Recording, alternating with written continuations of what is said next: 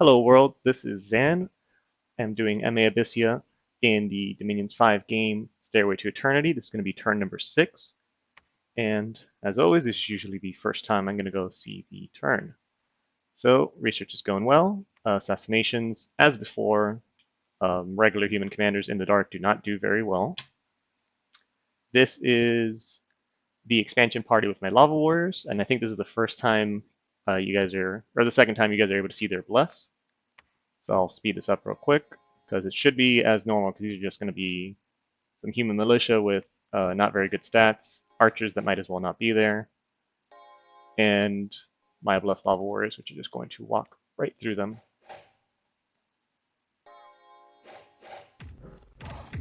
Those little flashes are the all triggering, so they are unable to attack my dudes because they're so awesome. And yep, that's already the route. Easy peasy. So the next fight, this is against the 14 cavalry, 17 kills. But kills that mattered, they only killed 2 of my actual infantry. So this strategy of putting the chaffy units in the front seemed to have worked out. And let's see how that actually went down. As before, cavalry were on their right flank. These guys are undisciplined, so they're not going to actually stand still for a bit. And they're just going to evaporate. Yeah, but see, all of those are lance charges that are not going to hit my dudes. And oof. I guess I did get hit by some of them. Probably could have put these guys better since they were going to start shooting. By the time these guys get here, the cavalry should be done. Because although they have great protection and great defense skill, they're going to get tired from the heat aura, and 16 protection doesn't do much against a 25 swing. These guys swing for less with the Morningstar, but I believe they swing twice, number of attacks 2, and they have a +2 attack versus shield. So this versus shields, but they all have shields, is going to be 14 against 16. But again, they're going to get tired from the heat auras and, running over all these peasants. So, I probably could have used a few more blockers because this did turn into a slog, but this is what my guys are good at. So 2 losses for 14 heavy cavalry. I'm okay with this. And a random event where I gain a Vine Whip because whoever said misfortune skills never gave you anything. It's not terrible. It doesn't do a lot of damage, but it's going to entangle someone, which is the same effect you guys are going to see on Vine Shields later if I'm able to make those. Essentially, it's a strength check versus 19 or 20. It's going to be a little less in my death skills, but it should still be a good item.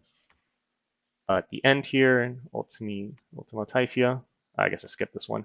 The assassination was a success. There were 3 commanders exactly, which meant that this layer here was able to just route them.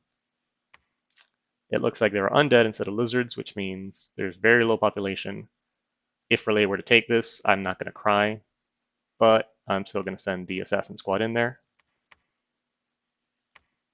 Yeah, because they can't cross. I'd rather send them into this one with the humans, and again, heavy cavalry, which I don't like fighting, but they can't cross that river because I'm in Heat Dominion, so it's not frozen over.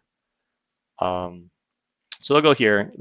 It's a pretty iffy fight because it could be a necromancer. It's going to summon skeletons. That would be bad, but time is not on my side to take this, as Relay is probably reinforcing his army here and will be moving here next.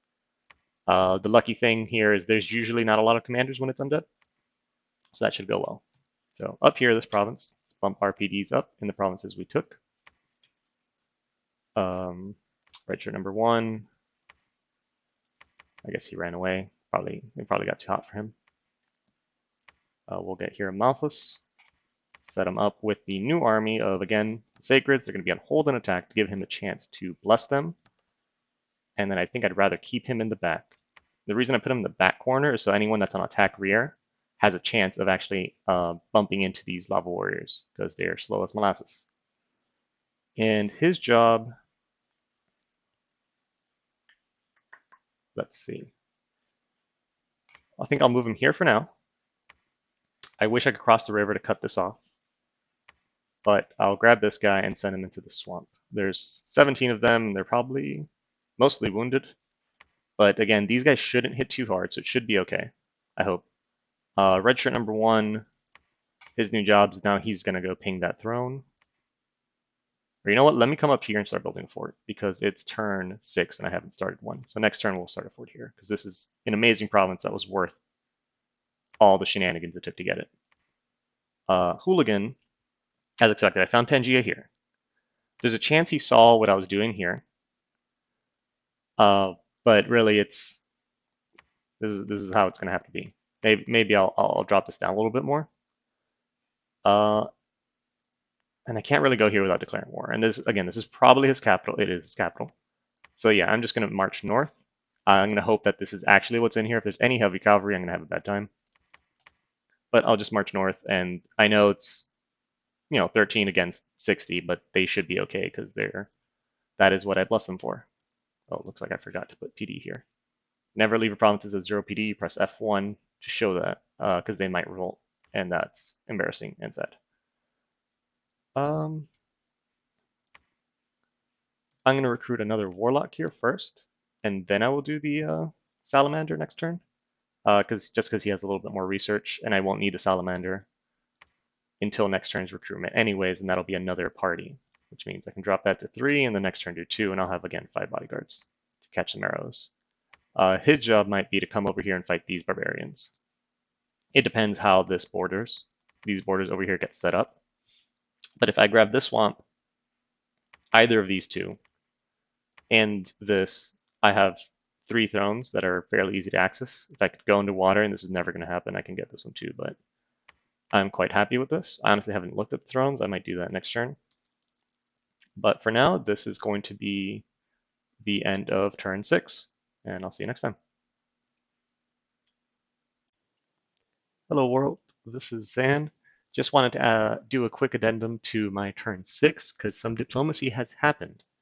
Luckily, I'm able to catch it before the turn's over. We have 6 hours left. We're waiting on Abysia, which is Kirby, and Miklin, which is Grippa. So I can actually message both of them and be like, yo, we're waiting for you. Do something about it. Past that point, reason I wanted to come and add this is I've been approached by Naba, and they saw me do this, and they said, hey, is it okay if you don't go further north? Excellent.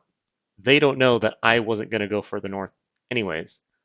So to add to this, it's kind of, a little friendly chat, and I said, hey, look, I'll give you 150 gold if you let me take this province to Flemistan, number 39. And they said, yeah. So actually, I'm going to get that out of the way right now, because I'm telling you, I'm going to forget. And this is good because now Murmur can go into Might Marsh 31. They might take some losses. Might Marsh, might. They might take some losses because it's a swamp, but generally the weapons of the Jaguar tribe is not very strong, and my guys are still in full plate. So this should be okay, and I should have enough to go into Flemistan. Excellent, because that means I get 2 provinces more out of the starting army. The second bit of diplomacy that has happened is Naba has told me that, or not Naba, Asphodel has told me that Abysia is somewhere along this coast in Pangea's cap circle. So if this is Pangea's cap circle, and in the household, there's 2 provinces there. So it's gonna be these 2. There's no way in heck Pangea lets this forest get taken by Abysia. So that's, unless they really do some good diplomacy, because Abysia knows. Abysia's gonna know that somebody's here. He's a good player. Usually before you don't blindly sail, you're gonna send your scout over, and if you send your scout to one of these, you're gonna see that Pangea is here. So that's probably gonna be an early war. My troops are kind of in that region already, or moving that way, as you see here with Malthus. So after I clear these, 6 indie provinces, I think it would make sense to me if there's some crazy war going on over here to go join in on that. Pangea can have terrifying sacreds if they went with that kind of bless. They can have dryads, which will seduce my commanders. Odds are they'll actually kill them. I mean, morale 30, because he's the prophet. Morale 13, morale 15. So my guys have very high morale, so odds are they won't get seduced, and they'll just fight, and they'll probably lose. So Pangea going out early for me is really good. That's 1 Foul Vapors Nation out of the way. It's going to make me border the Foul Vapors Nation, which is the Tis, and that's manned by Sakane, which is going to be terrifying. But I just wanted to add, so diplomacy here with Naba, I now have a non-aggression pact up in the north, in exchange for me buying Flemistan for 150 gold. The non-aggression pact with Asphodel, I have 6 indie provinces that I'm hoping to grab, and hopefully then I move into Pangea. And just in case, I had a feeling. So when I switched production from the Warlock, or from the Salamander to the Warlock, I forgot to add one of these.